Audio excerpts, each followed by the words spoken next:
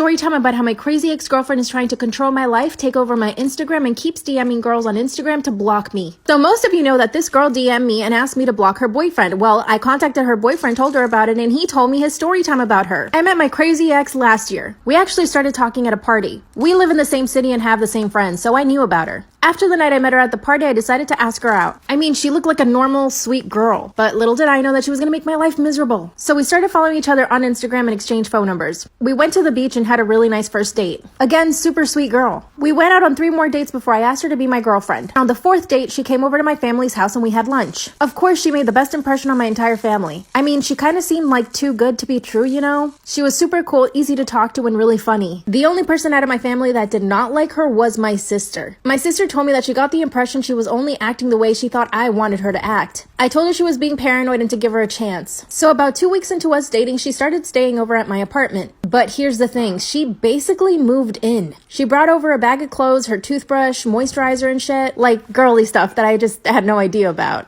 I didn't say anything to her, but in my mind I was like, whoa, this is moving a little too fast. A few days later, one of my friends had his bachelor party. So of course, I told her that I was gonna go, and she got really mad. She told me that if she couldn't go to the party, then I shouldn't go at all. I explained to her that this party had been planned for months now. She then grabbed my phone and called my friend whose bachelor party it was, and she basically asked him if she could come. My friend thought it was super weird, but eventually said yes. So my crazy girlfriend got herself invited to the bachelor party. And guess what? It was at a trip club. So she spent the entire time telling me that she was super uncomfortable and didn't let me have fun at all. I barely spent time with my friends and the bachelor because she wanted me to stay with her because she felt so uncomfortable. I asked her if she wanted to go home and she said yes. I told her I'd go get her a cab, but she started to cry and told me that I needed to leave with her too. That's when I put my foot down. I mean, for her to show up to the party was bad enough, but now she's asking me to leave? I told her I was not going to leave with her and that she needed to give me space. She started begging and crying. I couldn't believe my eyes. She had never behaved this way before. I put her into the cab and she went home. Then she ignored me for 4 days and I had to beg her to talk to me. I told my sister what was going on and my sister got really angry. She said it wasn't normal for her to be behaving that way so early into the relationship and that I shouldn't be begging her. So I stopped. A few days later, she shows up to my apartment angry because I stopped chasing her. She told me that clearly I didn't love her. Mind you, we hadn't told each other we loved each other. When I told her I didn't love her back, she started yelling and running up and down the hallway in my apartment building. I told her to calm down and one of my neighbors came outside and asked if she was okay. She ran into my apartment and pretended like nothing had happened. So a few days after she ran up and down my hallway acting all crazy, I asked her if she wanted to take a break. Of course she said no. And she told me the best thing was for her to move in with me. Like, what? I mean, I had one foot out the door and this girl was trying to move in. Then I just had to be honest with her. I told her I didn't like how she invited herself to my friend's bachelor party, how she ruined the night for me and then basically acted all crazy. I mean, we had only been dating for 2 weeks at that point. She started to apologize and told me if there was anything I could do to forgive her. I felt bad for her, so I told her I'd give her a second chance. Worst decision of my life. Then she was suddenly back on her best behavior. This is when she started asking me questions about Instagram. She wanted to know who were the girls that I followed on Instagram. So I told her they were just girls that I didn't even know. Then she pulls out her phone and shows me my Instagram and starts scrolling through the list of all the people I follow. One by one, she started pulling up profiles and asking me if I knew the girls. I told her that if it bothered her that much, then she should just stop looking at my Instagram. That's when she told me she wanted to check my DMs just for her peace of mind. Of course, I had been DMing with other girls, but that was before I even started dating her. So I basically told her that she would find conversations from before we started dating. I made her promise not to get mad and she promised. I gave her my phone and she started checking my DMs. She saw there were no new conversations, but she asked me if she could read through the other messages with other girls. I mean, some of these girls were only friends. I put my foot down and I said no to give me my phone back. She refused and started trying to read those conversations. So I snatched my phone from her hand and told her that she was being crazy. Later that night when I went to sleep, she decided to go snooping on my Instagram again. Unfortunately for her, I caught her. And when she gave me my phone back, she had changed my password. So I couldn't even get into my Instagram anymore. So of course I broke up with her and told her to leave. A few days later, my sister heard that my ex was telling everyone she broke up with me because I hit her. Everyone was believing her. She even called my boss and told him that I had been abusing her for weeks. Thankfully, my boss didn't believe her. He knows me since I was a kid and knows that I would never touch a woman like that. That's when I heard from girls on Instagram telling me that my ex was telling them to block me. And that's when I heard from Esther Tanya. 4 days ago, my sister bumped into my ex and confronted her about everything. She told my sister I cheated on her, that I hit her, and my sister punched her. She even threatened to press charges against my sister. My mom had enough and reached out to my ex's mom. By the way, my ex's mom had no idea she was doing any of this. Her mom called me and told me that she had done things like this before, and that the best thing for me to do was just to ignore her and hope that she didn't do anything else crazy. What do I do? I'm putting my extremely profoundly disabled 7-year-old into a residential facility, so I can forget he exists. I'm not sorry. I can't tell anyone this, even my therapist. Lambaste me if you want, and maybe I even deserve it. I only ask what you would do if you were in my situation. Not what you think people should do. What you would really do. I'm a single mom of 2 boys. 12 and 7. My husband passed away 3 years ago in a work accident. A very large portion of me believe it was a suicide. I can't see him ever making the mistake he made that caused his death, and he had taken an action just before that which ensured his co-workers weren't in the room. I fully believe he killed himself because of our younger son, and no one will ever change my mind. We were told when I was pregnant that he would have Down syndrome. We could handle that. Even if it was severe. It turned out he has a chromosome deletion. His disorder is kind of rare, so I won't post which specific one, but suffice to say he'll never be anything more than he is now or has ever been. And what he is nothing. He doesn't appear to have any awareness and never has. His eyes are locked in one position. He doesn't respond to noise, touch, or pain. He is total care. He is capable of nothing. He is tube-fed and on oxygen. He is in diapers and will be forever. He makes no sounds, no attempts to communicate. He never even really cried as a baby. He has never made an attempt to interact with anyone or his environment. I'm not upset because I got a special needs and imperfect child. I feel the way I feel because this thing takes up 200% of my time and does nothing. I didn't get an imperfect child. I didn't get a child. I don't love him. He doesn't have any personality, there is nothing to love. And yet I'm responsible for him. In addition to his extreme delays, he's also medically fragile. Respiratory crises, fecal impactions, his autonomic nervous system doesn't function properly, issues with his G-tube, infections, pressure sores no matter what we put him on or how we position him. Our older son has suffered because his non-existent brother has colored everything in his life. His medical care gets delayed because there's only one of me and his brother is more critical. We do have a visiting home nurse, but only 20 hours a week, and we aren't eligible for more. I was starting law school. I gave up my dreams and my plan for my children for this potato. My older son can't do a lot of things he wants to do because of the younger's need for care and appointments. The final straw was I heard a sound. I went into younger son's room to check, thinking he had forgotten how to breathe again, and saw older son hitting him and screaming, "You're why I don't have a mother. You're why I don't have a father. You're why I can't have friends over. You're why I can't be in sports. I didn't ask for you and I hope you die." Instead of being horrified, I watched. And younger son just did not react. No signs of pain or fear or upset. No reaction at all. He breathes but he is not alive. He doesn't know who I am. He doesn't know who older son is. He has no sense of self, life experience, or awareness of his surroundings. He doesn't need to be in my home. He doesn't know or care where he is. He is genetically my son, but he is not family. My previously abused, brain-damaged cat who can't walk straight has more personality and is far more lovable than my child. In fact, I was looking forward to raising a Down's baby. Even one with severe impairments, for that reason. With disability can come gifts. This boy is not a gift. He is a genetic mistake. I probably should have miscarried and would have definitely terminated if I'd known he would be like this. And the flip side is, if he has awareness, he's miserable. And there is nothing I can do. If he has likes and dislikes, no one knows what they are. If he is in pain, he can't tell anyone. If he wants anything, he can't communicate. He's had every imaginable therapy, nothing has made a difference. And so he's leaving our home on the 29th. I feel excited and relieved and then guilty because I know we'll be happier with him gone. He's already taken my husband and my son's father. He was working so much, to pay for the cucumber's care. For the experimental therapies insurance wouldn't cover. Because this one was going to be the breakthrough. He was tired and defeated and disappointed. He sought counseling as well, but I don't think he could ever say the words "I don't want my son in my home" either. He's ruined my older son. I was so wrapped up on the younger I never realized how ignored and damaged he was. He lost his father too. I didn't just lose my husband. He is my priority now, and this malignant lump can be someone else's problem.